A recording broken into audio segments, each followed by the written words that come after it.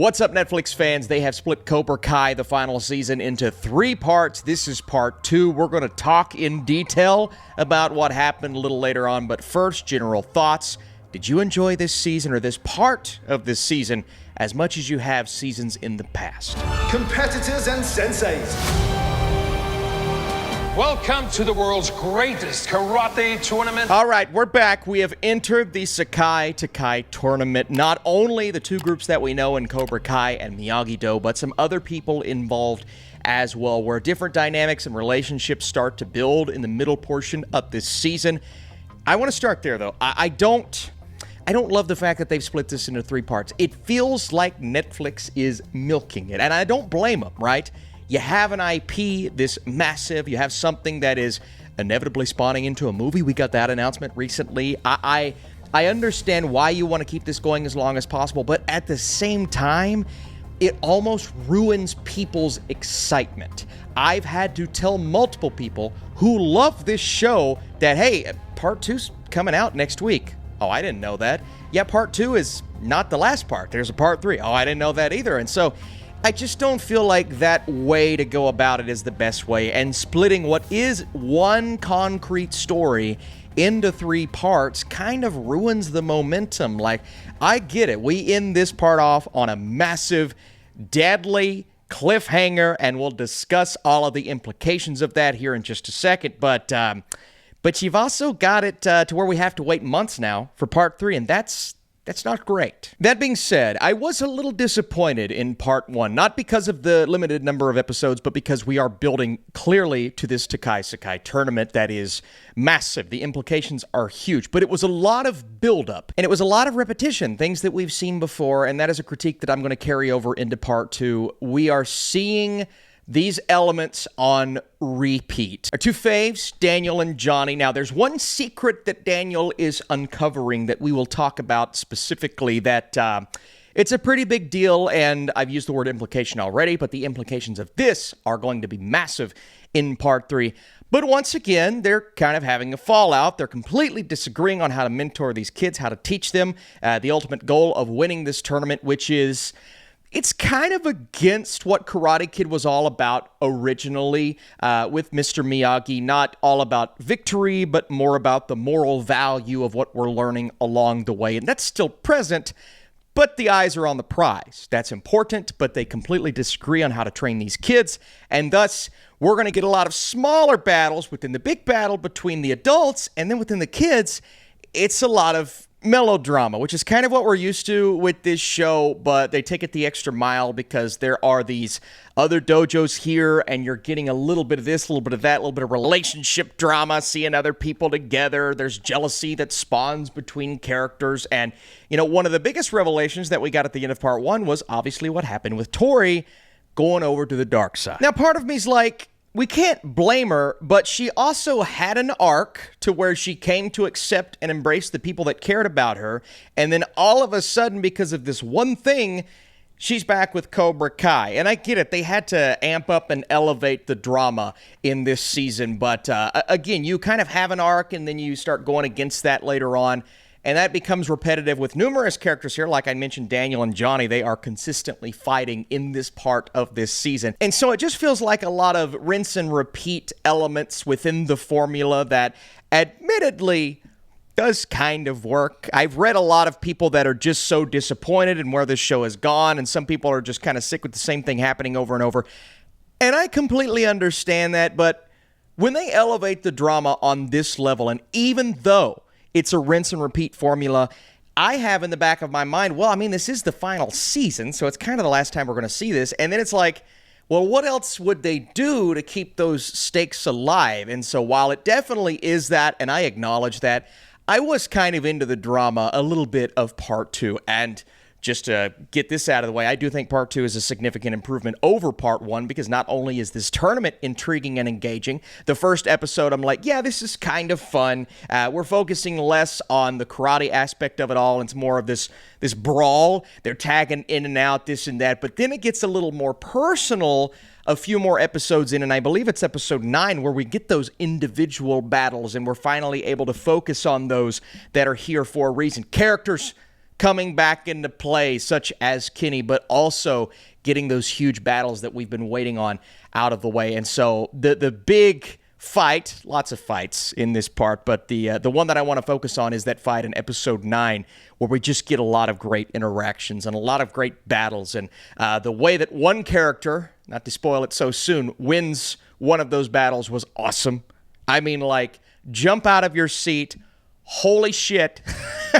That was cool, and I love seeing that. Get some great individual interactions between Demetri and Hawk, and there are going to be these moments in this part where you just have to bury the hatchet. There's a lot of arguing, lots of back and forth, some team drama, not talking about between different teams, but between different characters, and then some drama that really gets you worked up emotionally. There's something with Miguel's mom that Miguel and Johnny, they have to go deal with. And yeah, it's like they're throwing it in for the sake of throwing it in. It's all right. We need something else to get us emotional. But there is one scene where they walk into a specific room, and that was great. Like the way that they handled that, Johnny's emotion, Miguel's emotion, awesome. And then kind of what they have to do over here to work on this with those two being gone was really good, and Daniel having to come to terms with what he discovers here, along with getting his team ready for battle.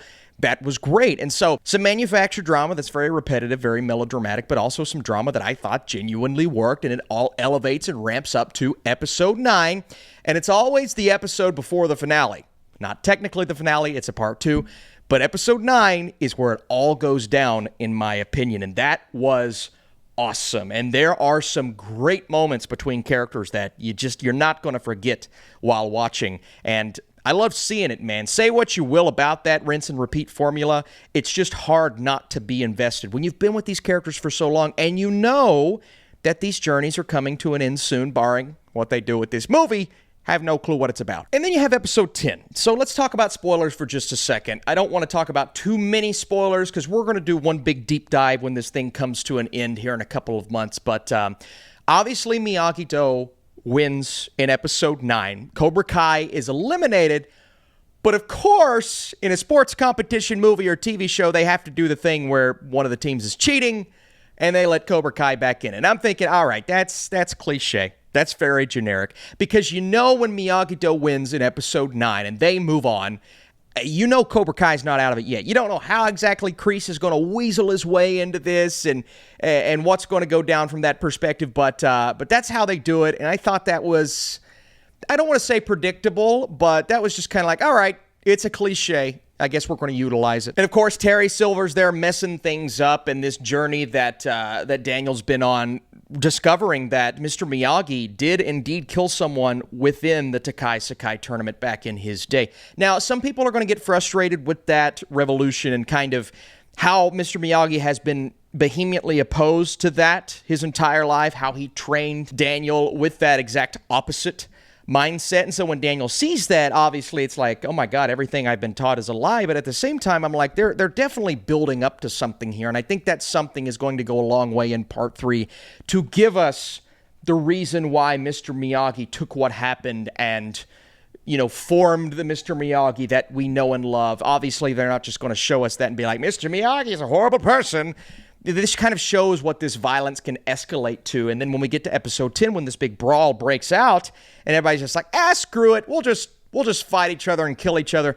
I'm sitting here thinking, where are the police? Like, you've got a huge brawl happening on television. He finally comes in and says, cut the feed. A little too late at that point. Where the heck is the security? Where are the police officers? Like, where is the law? Because these kids are just beating the absolute crap out of each other. Granted, very entertaining. You know, but at that point, it's like everything that we've learned up to this point is thrown out the window, and we're just letting our anger get the best of us. And then one of the characters, an antagonist, dies. Seemingly dies. And they could do the thing that they've done in this show before where we come up in the next episode and he's laying in a hospital bed. It's like, oh, no, this dude got stabbed. This dude's dead. He's freaking dead, man. And part of me is like, I kind of wish we didn't use a throwaway character. Not that he was a throwaway character, but, you know, we're going to use that character for this. We could have used someone that we know and love. Man, that would have escalated those stakes big time for sure.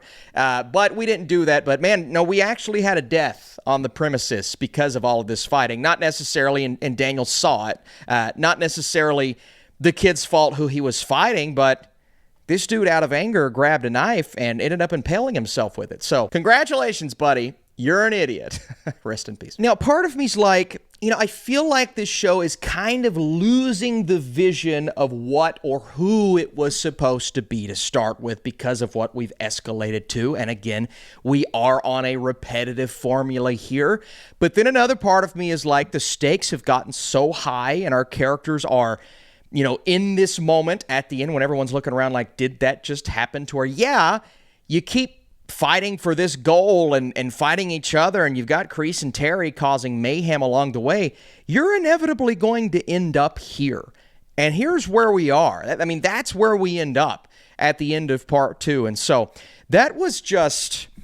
I respect the fact that they went for it with that, even though we've kind of gotten away from what Karate Kid was or what Cobra Kai was to start with. And, the fighting, the action has always been over the top, but now it is over the top on a level to where you've got to throw away a little bit of that believability, especially when the cops aren't called.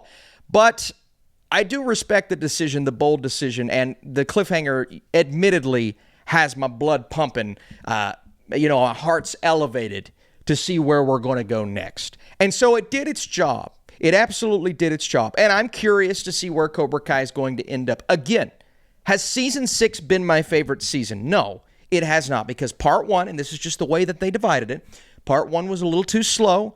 Part 2 does feel like we're repeating that formula. Part 3 has the opportunity to bring it all together. So definitely some shining moments from season 6 for sure.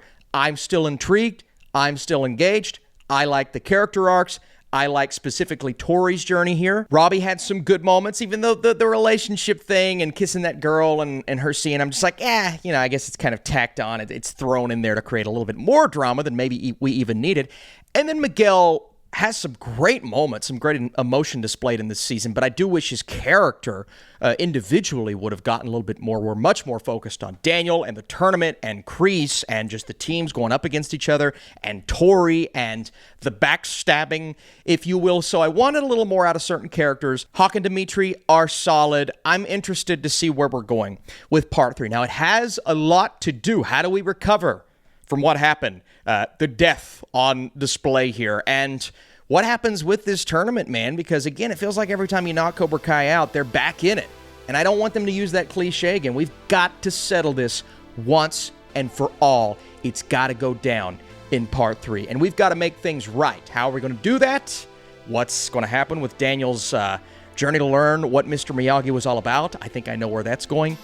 I'm curious. I'm still intrigued. I'm still engaged. But, again, I do wish that we would have done a few things differently, and I think this season would rank higher than it actually is ranking right now. But again, we got a part 3. So how do you feel about this show being divided into numerous parts? How do you feel about where Cobra Kai is right now? And are you excited about that cliffhanger and the shocking moment that we got at the end of part 2? And if you want to drop a thumbs up on this video, that tells me you would like a Cobra Kai season ranking and maybe a character tier list. If this gets enough likes, we may do a character tier list before the next batch of episodes. Thank you all so much for watching. I'll have my score next time around when we review part 3 of Cobra Kai. But as of now, I will say I'm definitely intrigued on what's going to happen in that finale batch of episodes. Thank you so much for watching.